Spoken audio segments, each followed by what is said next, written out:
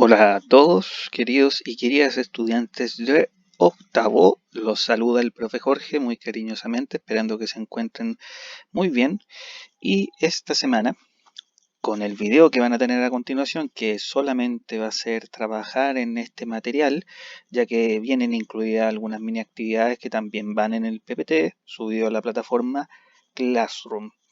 Bueno, la sesión de hoy día es parte de la unidad que ya vamos a ir finalizando en estas siguientes semanas del nuevo mes de junio y que corresponde a, obviamente, la edad moderna todavía, pero particularmente con un tema bien controversial, bien que ha generado muchas discusiones a lo largo del tiempo hasta el día de hoy, pero que no conocemos mucho realmente, qué significa, qué consecuencias tuvo, qué gente la protagonizó y un sinfín de preguntas. El tema de hoy día, como dice en la pantalla, es la Iglesia y su crisis. ¿Qué es la llamada Reforma Católica? Bueno, en términos bien prácticos, vamos a estudiar o vas a estudiar un poquito hoy día lo que significó en algún momento de la historia moderna los problemas internos que vivió la institución de la Iglesia, que todos muy bien conocemos, en este caso la Iglesia Católica, ya que de alguna manera eso permitió su reformulación como sistema, como institución, que es una de las más grandes del mundo, con muchos seguidores y fieles, pero que también tenía y tiene todavía, hasta el día de hoy, un poder que puede ser para algunos cuestionable, para otros aceptada y para otros sin ningún tipo de explicación. Bueno, el personaje que acompaña el título de nuestra clase es Martín Lutero, y ya una mini actividad que te puedo proponer, porque más adelante lo voy a mencionar en alguna parte, va a ser esto. ¿Sabes quién fue Martín Lutero y qué aportó a este proceso de reforma? Quizás muchos no lo conocen, pero como dato yo te puedo invitar a que de manera particular, de hecho está en YouTube, veas la película Lutero. Es un material complementario que está totalmente disponible en la plataforma de videos para que lo puedas conocer un poco más y de repente poder tener la información que esta pequeña mini investigación te puede preguntar. Bueno, vamos a dejar la cortina de este nuevo capítulo que es la videoclase número 3 y vamos a leer el objetivo.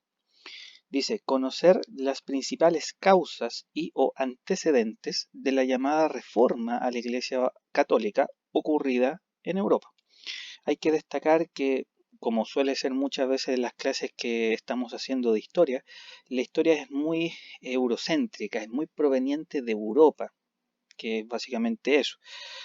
Eso no quiere decir que lo demás o las otras historias como las de Asia, las de América no se tomen en cuenta, pero muchas de las repercusiones y consecuencias que dejan las cosas que ocurren en Europa, por ejemplo, este proceso de reforma a la Iglesia, se van a expandir al resto de los continentes de la época. Estamos hablando del siglo XV, XVI. Por lo tanto, lugares como nuestro territorio sudamericano, hablemos de Chile y los otros países, no existen como tal, no tienen una definición de países independientes. Ojo con eso. ¿Por qué entonces Europa? Porque es de aquí donde emergen los principales hechos, nombres e hitos. Ojo con eso, chiquillos y chiquillas. Bueno, para comenzar con la clase, además del objetivo, ¿qué ocurría antes de la llamada reforma? Bueno, una pregunta implícita que podemos hacernos, ¿a qué se refiere usted, profe, con la reforma?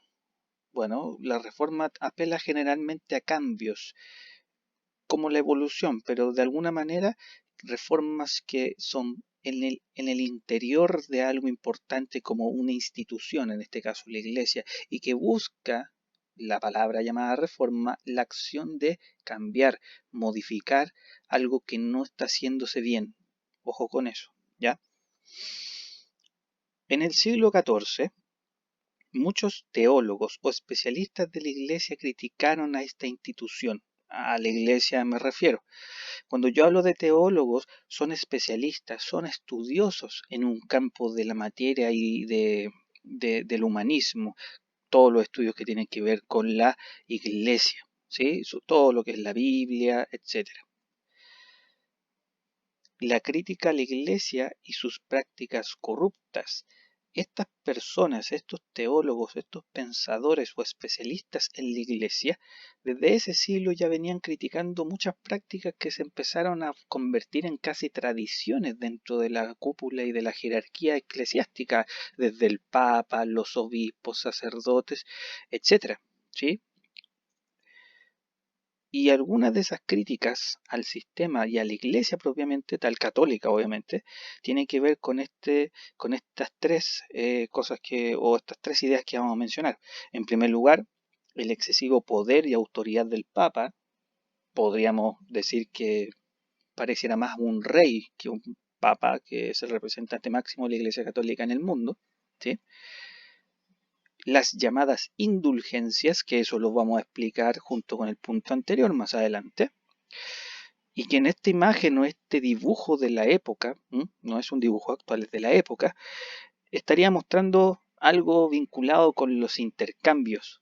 Pareciera que en esta imagen hay algo relacionado con el dinero, por lo tanto con la economía, y por lo tanto al parecer de que la iglesia está usufructuando mucho de sus fieles, que son las personas que aparecen aquí abajito que el cursor está apuntando, ¿sí?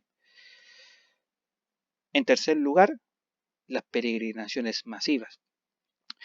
Muchos teólogos consideraban de que, por ejemplo, la cantidad de gente que podían ser cientos y miles viajando de un lugar a otro para obtener, por ejemplo, el perdón de los pecados, el poder ver al Papa que pueda bendecirlos y decir que están con Dios protegidos frente a la vida que ellos tengan, eso también tenía un cuestionamiento.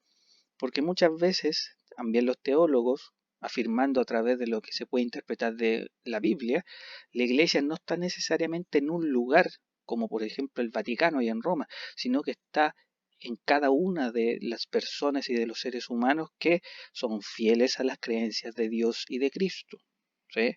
Y las peregrinaciones masivas solamente servían para, nuevamente, el tema económico, dinero, compra, venta, etcétera. Y por lo tanto, el foco de la iglesia respecto a entregar fe y mensajes de alguna manera de encontrar la paz, de sentir el amor de Dios, no se estaba dando.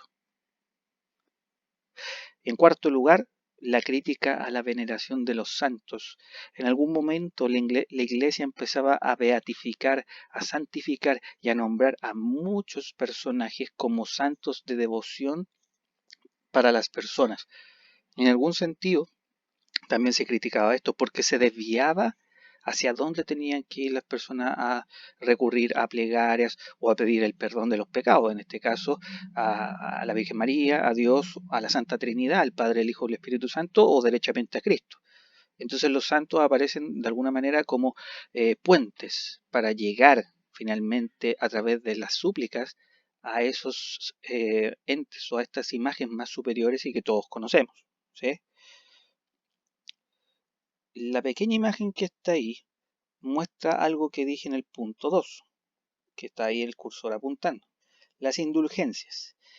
Como sale ahí, obviamente, en un dialecto muy distante al castellano o al español que usamos nosotros actualmente, que es un término más italiano, mostraría lo que es el documento de una indulgencia. Aún no he definido qué es, pero se da por entredicho ya con esta pista de que es un documento, es un papel que está escrito y al parecer podría tener algún tipo de sellos y firmado por alguien importante.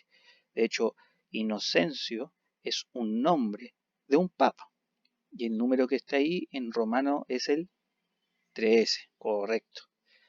Ahora, teniendo en cuenta estos antecedentes, podemos preguntarnos cosas que aquí de repente uno no aclara del todo y que te lo puedo dejar también como una pequeña mini actividad. ¿Qué querrá decir la palabra teólogo? ¿Quiénes fueron? ¿Quiénes son los teólogos? ¿A qué se dedican? Di algunas pistas, pero sería bueno que pudieras aprovechar de buscar en un vocabulario en la internet el significado de ese concepto. Siguiendo con esta videoclase.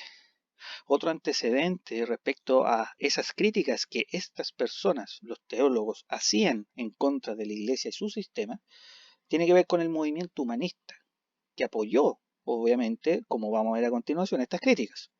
Bueno, el humanismo, para no adentrarnos demasiado un poco en ese movimiento intelectual y de pensamiento, ocurre en un periodo que ustedes ya conocen, chiquillos. En este caso, el periodo del Renacimiento, donde renacen nuevas ideas, nuevos movimientos artísticos, aparecen grandes personajes, como ustedes lo estudiaron, Miguel Ángel Buonarroti o Leonardo da Vinci, entre otros. Bueno, el humanismo como movimiento intelectual durante esta época del Renacimiento buscó, entre tantas cosas, el discurso crítico, ¿ya? Y respecto a la Iglesia, el humanismo o los humanistas criticaron a las autoridades e instituciones por sus infinitas faltas y corrompida transformación. Con lo anterior, por ejemplo, el tema de la indulgencia, de que el Papa acumulaba demasiado poder y al parecer el tema de la economía está demasiado vinculado y casi erráticamente con la Iglesia, sirven como justificativos justamente en esa época para que los humanistas sigan siendo críticos junto con los teólogos que hace unos siglos antes hablaban no muy bien de la institución eclesiástica. Y 200 años después, siglo XVI, o sea, 1500 y algo, ahí lo vamos a especificar, la situación cambia con la transformación religiosa, en este caso con la Reforma, que es la clase que estamos estudiando, comenzada por Martín Lutero en Alemania, que es el caballero que vimos al principio de la clase. Aquí nos vamos a detener unos segundos porque cuando pasan esos 200 años y llegamos al contexto del siglo XVI, ya en la plena modernidad, Alemania va a ser un foco importante junto con el nombre de Martín Lutero, porque desde ahí surge, nace y empieza a expandirse el movimiento llamado Reforma Protestante. Bueno, hemos hablado un poco de la Reforma, que tiene que ver con cambios. La palabra protestante lo podemos tomar ya de manera literal y aplicarla en función del tema. ¿Qué implica o qué significa? Bueno, es la reforma que a través de protestas, de manifestación, de crítica, de intercambio de ideas entre personas que conocen el tema que sale, por ejemplo, en las escrituras de la Biblia, va a significar que la iglesia se vea forzada a tener un cambio profundo en su forma de actuar, en su forma de entregar el mensaje y cómo atraer a más fieles a, obviamente, todas las creencias que salen en la Biblia. Por lo tanto, esta reforma protestante genera un quiebre al interior de la Iglesia Católica, un quiebre que se puede ver hasta el día de hoy. Y lo voy a explicar un poquito más adelante y sobre todo al final de la clase. Y como respaldo, como cita, Martín Lutero era un intelectual que tenía muchas frases y muchas citas para poder explicar algunas de sus ideas. Por ejemplo, esta que está acá. Doy gracias a Dios por mis opositores, pues ellos me han inclinado a buscar más ardientemente a Cristo en las Escrituras. ¿Eso qué significa? Frente a la presión de la gente que cuestionaba las mismas críticas de Lutero, él se vio más motivado, más fervoroso y más seguro de encontrar a Cristo realmente en las Escrituras, al verdadero Jesús, no a las interpretaciones libres que estaban haciendo las personas de la iglesia y que eso significaba buscar algún aprovechamiento hasta económico. Ojo, que ese aprovechamiento se hacía ante personas que no sabían leer, no tenían dinero para comprar una Biblia y por lo tanto su única fuente de verdad estaba muchas veces en la iglesia, en el Vaticano, en el Papa y en muchos de sus templos. Vamos a ir al pajarito que se vaya volando y vamos a ir definitivamente con el trasfondo central de la clase. Orígenes de la reforma religiosa. En primer lugar, la crisis interna de la Iglesia desde el siglo XIV se debió a tres cosas que vamos a ir sintetizando respecto a los cuatro elementos anteriores que yo enumeré. En primer lugar, el lujo desmesurado de la Iglesia. Yo creo que eso lo va a comprender fácilmente, porque algunos dicen que hasta el día de hoy la Iglesia tiene un lujo y posee y maneja un lujo desmesurado, hablando de dinero y riqueza. En este caso, los miembros de la Iglesia viven en la riqueza y lujo excesivo.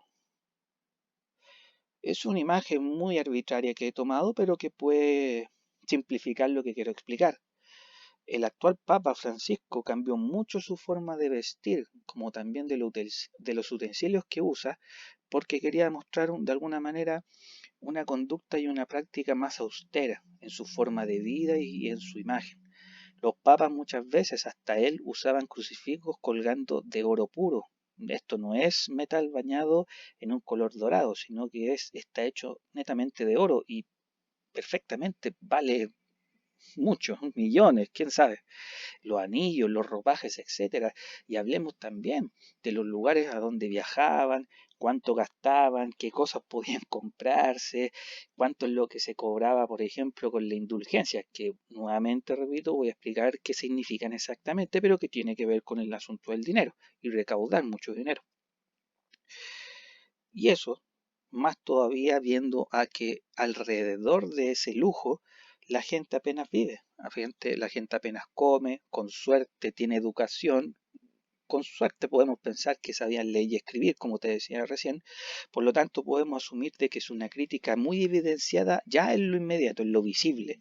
¿Y qué decir con lo anterior respecto al estilo de vida que llevaban los miembros de la iglesia desde el Papa hacia abajo? ¿Sí? Entonces, un primer elemento de esta situación de reforma tiene que ver con críticas al lujo desmesurado del sistema y de la Iglesia Católica. Número 2. Si hay un excesivo lujo y por lo tanto un atractivo hacia la riqueza, hacia el brillo, el dinero, el oro y todas esas cosas, perfectamente podemos hablar de esta opción. La corrupción de las jerarquías en la iglesia. ¿Eso qué significa? Para tener más poder económico, la iglesia incurría lamentablemente, y podemos decir derechamente de manera ilegal, en ciertas prácticas, como por ejemplo esta, vender al mejor postor los cargos eclesiásticos, casi como una especie de subasta. Quien paga más se queda con el cargo.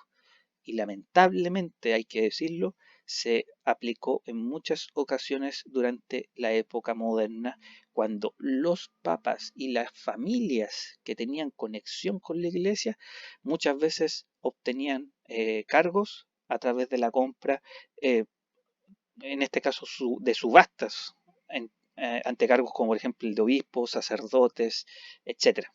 ¿Sí? Otro tipo de conducta es que no importaba quién los compraba ni el apego a la iglesia, o sea, tiene que ver claramente con el punto número uno, el punto anterior. Da lo mismo que religión profese, aunque tiene que tener obviamente una base cristiana católica, pero lo que importaba era lo que tenía en los bolsillos, y mientras más tenía en cuanto a riqueza, más fácilmente obtenía el cargo, esa persona. De hecho, habían familias muy poderosas en Italia, por poner un lugar de ejemplo, aparte de Alemania, en donde prácticamente la familia integraba muchos de los cargos de la iglesia, desde el Papa hacia abajo.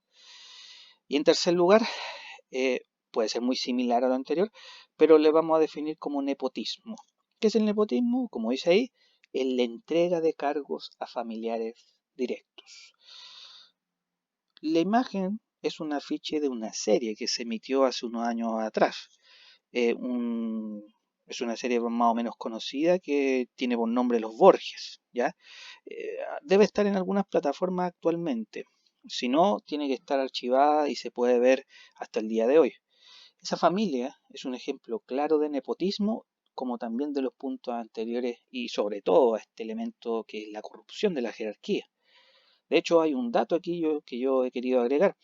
Hubieron casos de familias como la de los Borgia en Italia, que tuvieron el control de toda la Iglesia Católica durante el Renacimiento. En medio de ese esplendor artístico, también pasaban cosas por debajo. Gracias a eso, el lujo, la avaricia, la corrupción afectaron mucho a la imagen de la Iglesia.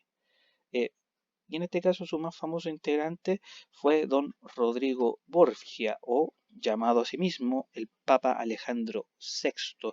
Algunos de sus familiares tenían cargo junto con él en la iglesia, mientras el resto de sus hijos estaba a cargo de, por ejemplo, el ejército, el tema de los ministerios, el gobierno de algunas localidades italianas, y por lo tanto ellos tenían la bendición de su propio padre para poder, por ejemplo, invadir otro territorio y aumentar el poder de sus hijos. En fin, la serie puede explicar un poco eso. Es recomendable a ciertas personas, sobre todo adultos. Una serie bastante potente, ¿ya? Así que hay que tener con cuidado esa información, al menos de ese tipo de producto audiovisual, como consejo. Y tercero, ya ante el excesivo lujo y la corrupción de las jerarquías, tenemos en número 3 la influencia de la Iglesia en asuntos políticos, que en algunas partes del mundo, chiquillos, hasta el día de hoy se sigue viendo. Hoy en Chile eso ha desaparecido porque por ley la Iglesia y el Estado son dos mundos separados, o sea, no se mezclan los problemas que hayan entre el gobierno y la Iglesia. Con este punto, el Papa y sus funcionarios. ¿Qué pasa con ellos particularmente aquí? En vez de ser guías espirituales, enseñando la palabra de Dios, predicando con el ejemplo que tenía Cristo cuando estuvo vivo, se preocupaban de cosas políticas más que espirituales. Asimismo, vigilaban e incluso autorizaban elección de reyes y príncipes, que es el caso anterior que yo justificaba con el asunto de la familia de los Borgia. Derechamente, un papa pudo estar involucrado hace mucho tiempo atrás en asuntos políticos. O sea, si los gobiernos no tenían la aceptación y la afirmación positiva de un papa, no podían ejercer algún tipo de acción puntual, cualquiera que nosotros podríamos asumir en esta clase. Y ante lo anterior, lo espiritual no era el foco importante, sino que lo terrenal y sobre todo cosas como en lo político y también en lo económico. ¿Ya? Entonces la influencia de la iglesia va demasiado en esa época a asuntos políticos y es lo que hace que hayan críticas muy fuertes como por ejemplo las de Martín Lutero a todo el sistema eclesiástico. Y aquí viene un tema que ojalá pueda ser bien comprensible en esta clase. Martín Lutero, como decíamos, fue uno de los precursores de la llamada Reforma Protestante, que desde su lugar de origen, Alemania, se va a expandir rápidamente, hablamos de semanas o incluso de un par de meses. Y uno de los actos dentro de la vida eclesiástica, cuando él ya es monje, él es cura, es sacerdote, de hecho tuvo una juventud haciendo misas, estudió muchísimo, su padre no estaba muy de acuerdo con que se dedicara a profesar la fe de Cristo y por lo tanto estar vinculado a la iglesia, probablemente porque sabía de las cosas que pasaban allá adentro y prefería que fuera un terrateniente, un burgués poderoso, etcétera. Lutero igualmente siguió las señales divinas, podríamos decirle, y decidió ser sacerdote. Y en algún momento uno de sus actos son las 95 tesis, ¿ya? Que ocurren el 31 de octubre de 1517 en Alemania. Estas 95 tesis condenan la avaricia y el paganismo de la iglesia. Pero ojo, estas tesis que él escribe y pega al frente de una de las iglesias donde él trabajaba, por así decirlo, no cuestionaba directamente al Papa, no era una crítica a la autoridad máxima, sino al sistema en general. Repito, frente a lo avaricioso y paganos que eran los sacerdotes y las máximas autoridades de la Iglesia Católica, pero no cuestionaba al Papa propiamente tal con nombre y apellido. Ojo. Bueno, la imagen es la escena de la película Lutero que les mencionaba hace un rato atrás. Es una película que está en YouTube y que puedes perfectamente ver en tus tiempos libres. De hecho, ahí se encuentran pegados muchas tesis y textos que hablaban de distintos ámbitos y temas de la iglesia. Y esa papeleta gigantesca y bien grande son las tesis de Lutero. Bueno, otra cosa que hay que agregar, obviamente, de lo que está apareciendo ahora, es que este hecho de alguna forma inicia el proceso de reforma. Bueno, podemos decir que derechamente. ¿Por qué razón? Porque va a generar que dentro de la iglesia el Papa se entere de este acto e incluso tratando a Lutero como de un borracho alemán que simplemente tuvo una iluminación y decidió escribir un par de cosas. O sea, lo minimiza. Bueno, Lutero toma esto como un reto y no va en contra del Papa, sino que mantiene su postura crítica ante el sistema que conformaba en ese momento y que no era muy buena, que se trata de la Iglesia. Como te decía recién, ocurre en 1517, específicamente en la ciudad de Wittenberg, en Alemania, en donde el monje agustino Martín Lutero clava literalmente en la puerta del templo de aquella ciudad sus 95 tesis. Y para complementar ya más de fondo, se estableció que en ellas había una crítica hacia ciertas prácticas y aspectos de la doctrina, de la Iglesia Católica, de las acciones y las ideas de la Iglesia, como por ejemplo la existencia de las famosas indulgencias.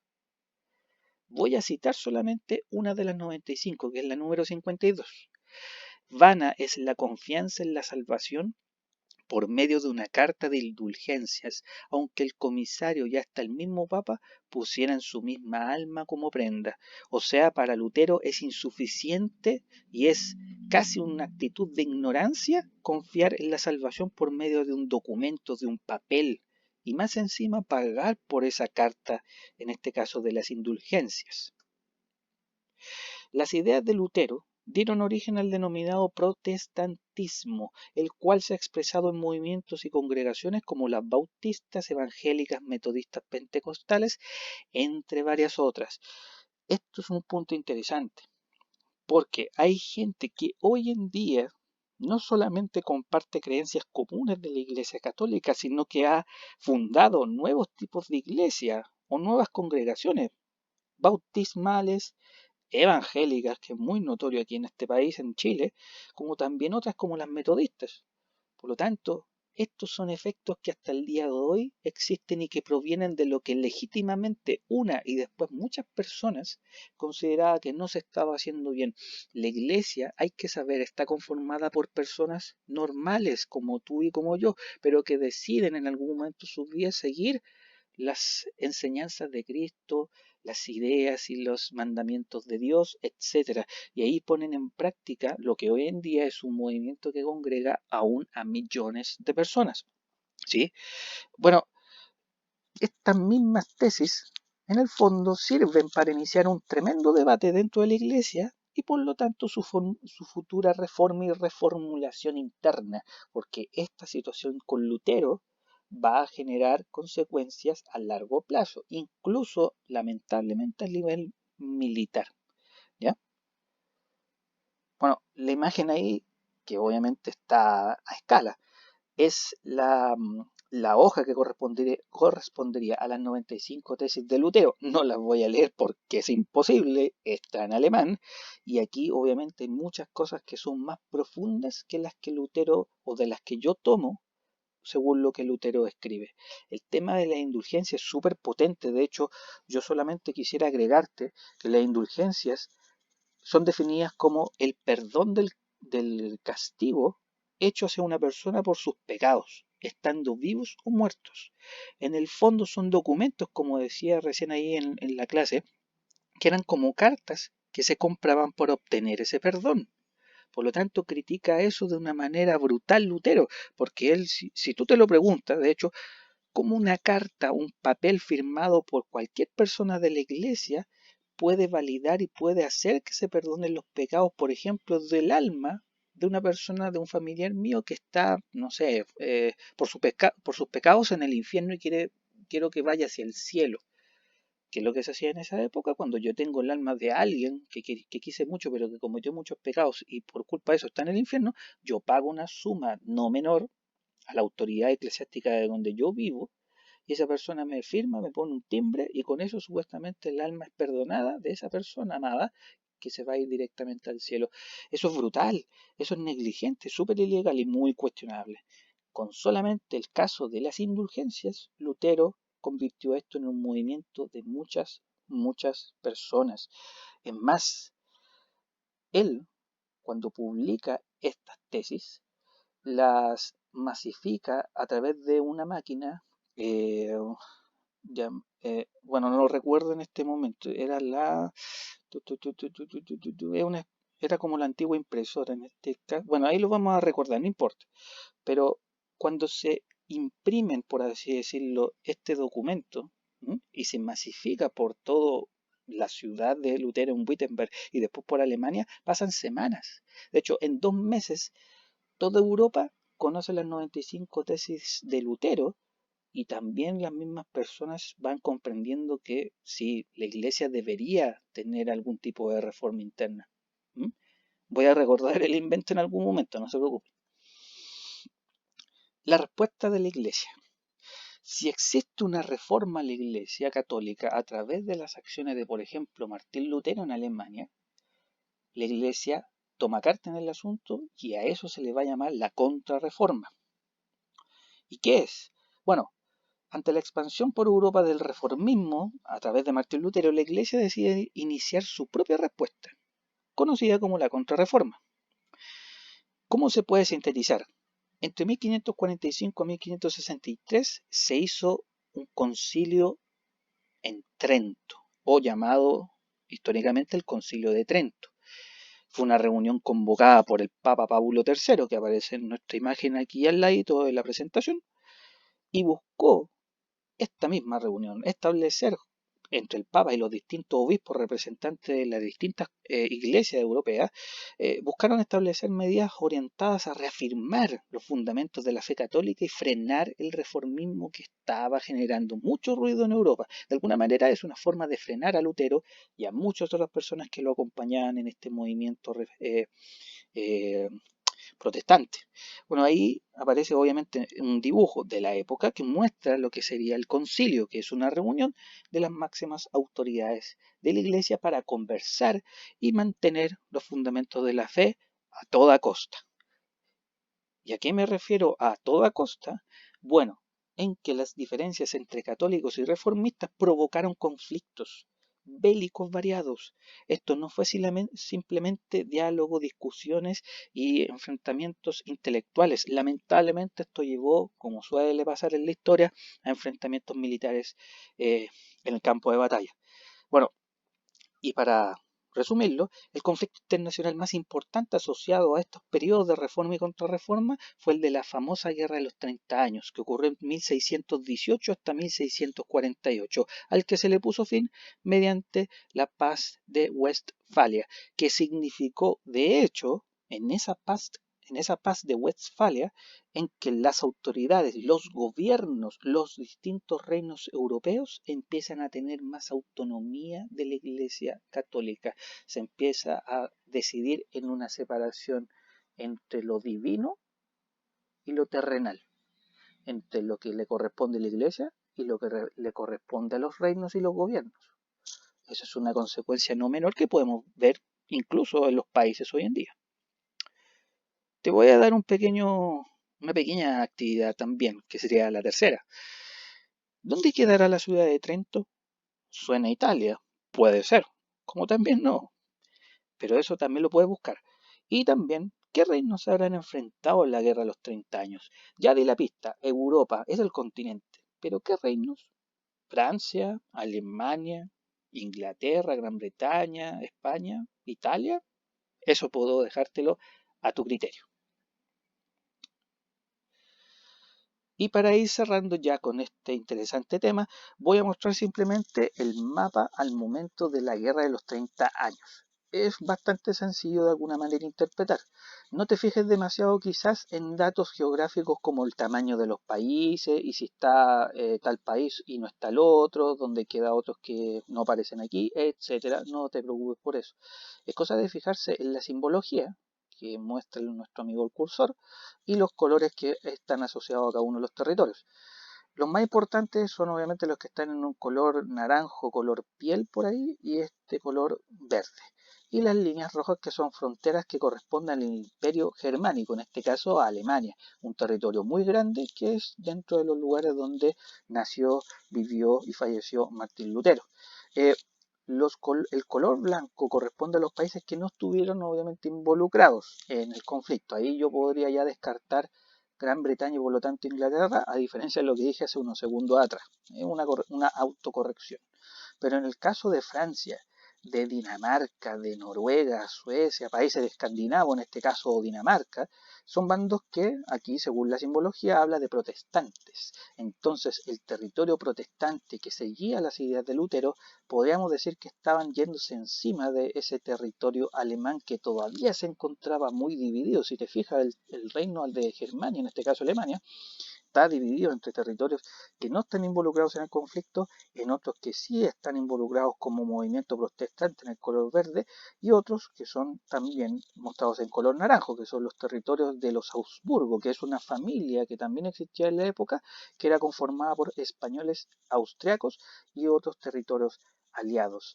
Lo que muestra el mapa entonces es la división que existe entre el movimiento protestante y los territorios aliados a ese movimiento reformista y los otros lugares que estaban queriendo mantener las tradiciones y las palabras que la iglesia iba diciendo por décadas, siglos y generaciones. ¿Sí? Esto también es importante visualizar. Finalmente, ¿qué hemos aprendido en esta larga clase? En primer lugar, la Iglesia también vivió profundos cambios y reformas en periodos de renacimientos. Es interesante lo que yo quiero asociar entre el renacimiento artístico, como lo vimos en las clases anteriores, con el caso de Italia, por ejemplo, con respecto a ese tremendo cambio que vive el corazón de la Iglesia. También podríamos hablar de una transformación que está en medio de todos estos procesos de renacimientos culturales. En segundo lugar, la reforma consistía en aquellas críticas existentes de mucho tiempo antes contra el sistema de la Iglesia Católica. La reforma no solamente de este momento, es desde mucho antes e incluso posterior y en el futuro. La Iglesia no se perfecciona después de la reforma y la contrarreforma. Va a haber todavía cosas un poco extrañas, irregulares e incluso derechamente ilegales. Podríamos eso extenderlo hasta el día de hoy, pero era necesario que hubiera un grupo de personas inteligentes, especialistas y críticas del sistema para que dijeran la iglesia tiene que tener un cambio de verdad y volver a las raíces que vienen y datan de la época de Cristo. ¿Sí? En tercer lugar, personas como Martín Lutero fueron reflejo de algo no menor. Las críticas provenían del interior de la iglesia. Tomando en cuenta todo lo que hemos dicho en clase, es lógico ahora asumirlo, pero es algo que hay que entender también.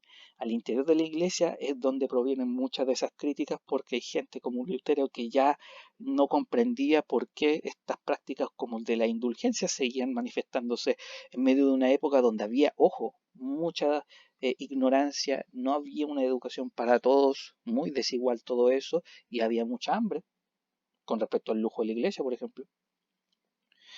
En cuarto lugar, hoy en día aún existen consecuencias de este movimiento histórico. Por ejemplo, las diversas iglesias, evangélicas, protestantes o pentecostales, y un largo etcétera.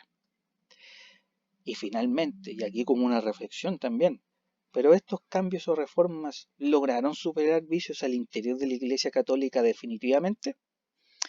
La respuesta puedes hacértela tú mismo a través de no solamente las mis actividades, sino lo que yo he querido presentar en este momento eh, con esta videoclase. Y para ir finalizando, ojalá que haya servido bastante, hayas aprendido lo suficiente. Es una clase bien condensada, con mucha información, pero que puedes ponerle pausa, retroceder, adelantar o volver a ver cuantas veces quieras. Cualquier cosa puedes escribir en los comentarios, van a estar disponibles para hacerlo. Escribir por Classroom también, no hay ningún problema. Y ponerle obviamente me gusta. Mientras haya likes, el video se va a mantener, ojalá, a perpetuidad. Así que con esto cerramos la sesión de hoy día. Espero que te haya gustado y nada, te dejo un abrazo y ojalá que estén muy bien. Los saludo al profe Jorge con mucho cariño, diciéndoles que se cuiden un montón.